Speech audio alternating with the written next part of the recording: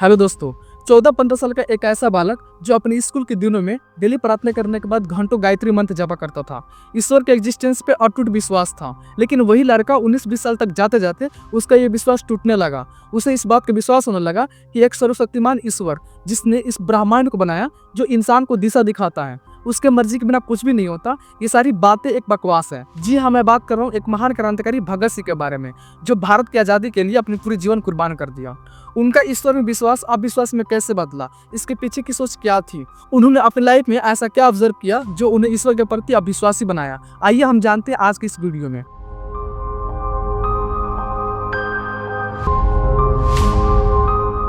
भगत सिंह का जन्म एक सिख परिवार में 27 सितंबर 1907 को विलेज बंका, वेस्ट पंजाब में हुआ था, जो अब पाकिस्तान में है। भगत सिंह एक महान क्रांतिकारी ही नहीं बल्कि एक अच्छे विचारक भी थे। जब वो छोटे थे तो उनका ईश्वर में विश्वास था, लेकिन जैसे जैसे उनकी सोचने की एबिलिटी बढ़ी, दुनिया के अनेक आदर्शों के बारे में, कार्ल मार्क्स के बारे में, विशेषकर लेनिन के बारे में पढ़ा, जो अपने देश में एक सफल क्रांति लाए थे।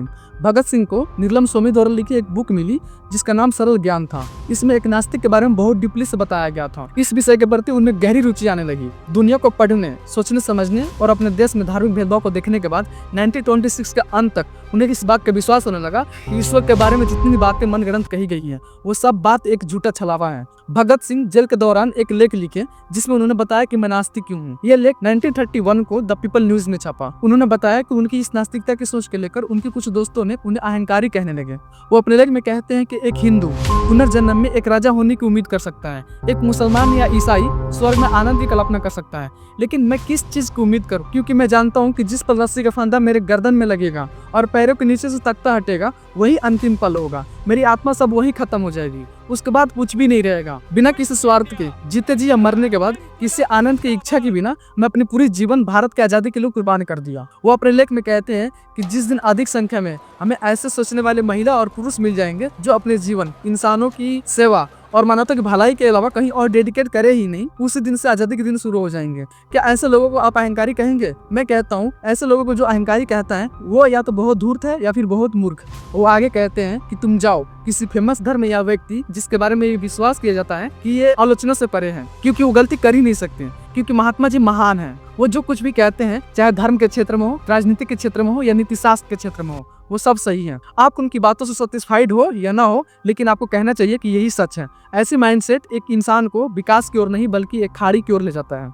ऐसे तर्क करने वाले इंसानों को ईश्वर का भय दिखाकर दबाया नहीं जा सकता, तो समाज के लोग उसे अहंकारी कहकर निंदा करते हैं। मतलब कि खुद पर विश्वास करना एक अहंकारी इंसान की निशानी है। आप ही बताइए। भगत सिंह कहते हैं कि अगर मैं अहंकारी नहीं हूँ तो ईश्वर में अविश्वास करने का कोई तो कारण होना चाहिए। जी हाँ, कारण तो है। वो कहते हैं मेरे विचारों से कोई भी इंसान जिसके अंदर जरा सी भी विवेक शक्ति है, वो अपने इस इन्वायरमेंट को लॉजिक रूप से समझना चाहेगा। वो कहते हैं कि जहाँ सीधे प्रमाण नहीं होता वहाँ धर्मशास्त्र एक इम्पोर्टेंट जगह बना लेता है। जब हमारे पूर्वज फुर्सत समय में इस दुनिया के रहस्य को, इसके पास्ट, प्रेजेंट और फ्यूचर को, इसके क्यों और कहाँ से जैसे क्वेश्चन को सॉल्व करने का प्रयास किया, लेकिन सीधे सीधे एविडेंस न मिलने के कारण सब ने इसे अपने अपने ढंग से सॉल्व किया। यही कारण है कि दुनिया के अलग अलग धर्मों में अंतर देखने को मिलता है, जो कई बार विवाद का कारण बनता है। भगत सिंह अपने लेख में लिखते हैं कि मैं ईश्वर को मानने वाले से कुछ सवाल करना चाहता हूँ। आपका सर्वशक्तिमान सर्वज्ञानी ईश्वर जिसने इस दुनिया को बनाई, तो उसने ये दुनिया क्यों बनाई जहाँ तकलीफों से भरी इस दुनिया में लाखों लोग पीड़ित और शोषित हैं, जिस पे समाज के दूसरे उच्च वर्ग के लोगों द्वारा जानवरों से भी ज्यादा बुरा बिहेव किया जाता है। कृपया ये न कहें कि यही उसका नियम है, ये काम है। अगर वो किसी नियम में बांधा है तो फिर वो ईश्वर नहीं, हमारी तरह ही गुलाम है। नीरो अपने शौक और मनोरंजन के लिए सिर्फ रोम को जला कर राख किया था, जिसे इतिहास में आज हम नफरत की नजर से देखते हैं। वही एक चंगेज खान था जो अपने मजे के लिए हजारों लोगों की जान ली, जिसे आज हम घृणा करते हैं। लेकिन जहाँ एक इंसान दूसरे इंसान को गुलाम बनाकर उस पर कोड़े बसाता है, उसके शरीर को लहूलुहान करता है, तब ये ऊपर बैठा ईश्वर कुछ क्यों नहीं करता? क्या जवाब है इन सब बातों का? तुम कहोगे कि इन निर्दोष पीड़ा सहने वालों को पुरस्कार और गलती करने वालों को दंड देने के लिए हो रहा है। ठीक है, तुम कब तक उस इंसान को सही कहते रहोगे जो हमारे शरीर में घाव देने की हिम्मत सिर्फ इसलिए करता है क्योंकि वो बाद में इस पे बहुत कोमल मलहम लगाएगा?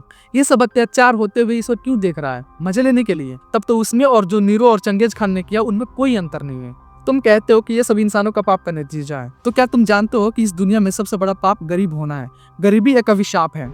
फिर उन लोगों के दंड के बारे में तुम क्या कहोगे जो जाति के आधार पे लोगों को अज्ञानी बनाकर रखा, जिन्हें तुम्हारे पवित्र पुस्तक के कुछ वाक्य सुन लेने के कारण उन असहाय लोगों के कान में शीशा पिघला कर डाल दिया जाता था। भगत सिंह अपने लेख में लिखते हैं कि तुम्हारा ईश्वर उस इंसान के अंदर लड़ने की बेचैनी को समाप्त क्यों नहीं कर देता, अंग्रेजों के दिन में भारत को आजाद करने की भावना क्यों नहीं पैदा करता, क्यों नहीं पूंजीपतियों के दिल में ये रहम देता कि उत्पादन के साधनों पे व्यक्तिगत संपत्ति के अधिकार को त्याग दे और इस तरह मजदूर समुदाय के लिए ही नहीं बल्कि समस्त मानव समाज को पूंजीपतियों की जंजीर से आजाद कर दे। भगत सिंह कहते हैं कि मैं आपको बता दूं कि अंग्रेजों की हुकूमत यहाँ इसलिए नहीं क्योंकि ईश्वर चाहता है, बल्कि इसलिए कि उसके पास शक्ति है और हमारे पास सामना करने की हिम्मत नहीं है। हम उसके अधीन ईश्वर की सहायता से नहीं बल्कि बम और राइफलों, बंदूकों और सेना के बल पर है। ये बहुत दुख की बात है कि एक देश दूसरे देश पे शासन कर रहा है और ये सब कुछ ईश्वर बैठे बैठे देख रहा है। कहाँ है ईश्वर, क्या कर रहा है? वो आगे कहते हैं कि मेरे दोस्त, ये मेरे सोचने समझने का तरीका है जिसने मुझे एक नास्तिक बनाया। मुझे नहीं लगता कि ईश्वर विश्वास या रोज बरोज की प्रार्थना जिसे इंसानों की सबसे स्वार्थी और गिरा हुआ काम मानता हूँ वो मेरे लिए हेल्पफुल होगा। दोस्तों, ये उस इंसान की सोच है जो बचपन से ही अपने देश में धर्म के नाम पे लोगों को लड़ते देखा, जलियांवाला बाग हत्याकांड जैसी कई घटना को अपनी आंखों से देखा। ये एक देश के लिए प्रेम ही तो है जो ऐसी सोच आई। उन्होंने जो देश की आजादी के लिए 30 साल की एज में हंसते हंसते फांसी पर चढ़ गए, क्या ये एक अहंकारी इंसान की निशानी है? आप खुद सोच के बताइए दोस्तों, देश के लिए उन्होंने जो कुर्बानी दी, क्या वो एक सच्चे देश प्रेमी की निशानी नहीं? नीचे कमेंट में जरूर बताइए दोस्तों। धन्यवाद।